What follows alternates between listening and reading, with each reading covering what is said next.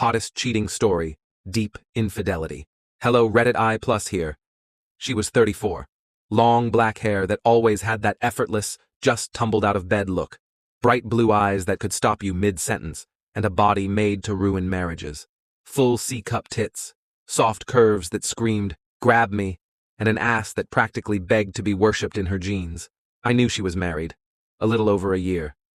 But every time her husband's name came up, her voice would dip into this tired, reluctant sigh, like she was already over it. I didn't need much encouragement. The flirting started innocent enough, but the tension kept building until one night, walking her to her car, she kissed me so hard it felt like a confession. From that moment on, we were all over each other any time we could sneak away. But the best time? That happened right in the middle of a shift. She was leaving for the night and I was just starting my break. Like always, I offered to walk her to her car. At the time, the parking lot was a mess thanks to some construction, which worked perfectly in our favor. We usually parked way in the back, far enough to steal a few heated kisses in her car without anyone noticing. But that night, something better caught my eye. Two enormous freight containers were sitting side by side, leaving a narrow 2-foot gap between them. Dark, cramped, and risky as hell. I gave her a look. She bit her lip. We slipped between them like teenagers sneaking into trouble.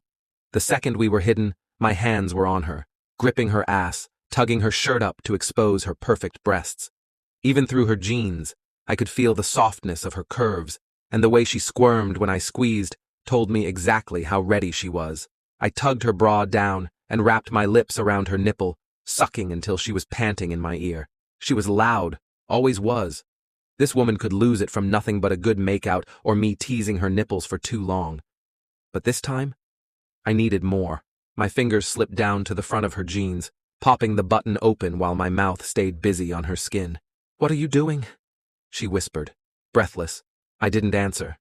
Just kissed her harder. Like that explained everything.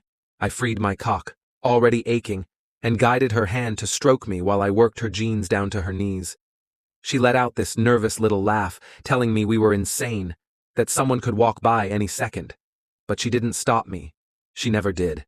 I turned her around, bent her forward against the cold metal wall, and slid into her from behind. She braced herself, palms flat against the container, and pushed back to meet every deep thrust.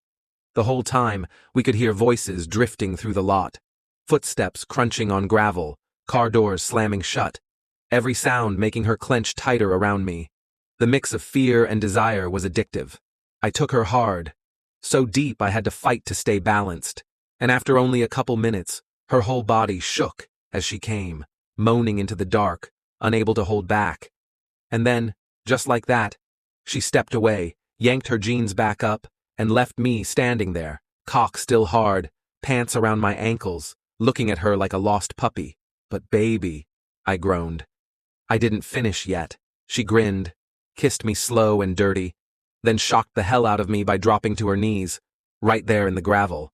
Her jeans were still half down, her knees probably scraping against the rocks, but she didn't care. Her mouth was magic. Soft, wet, perfect lips wrapped around me, her tongue working every sensitive spot like she had a map.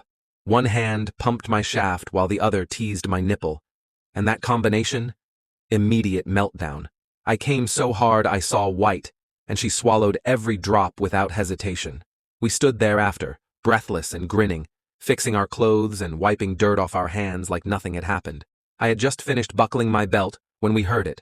Footsteps, voices, right there. I stepped out from between the containers and found myself staring at one of our bosses, heading to his car not even 10 feet away. If I'd taken 10 seconds longer, we'd have been screwed in a whole different way.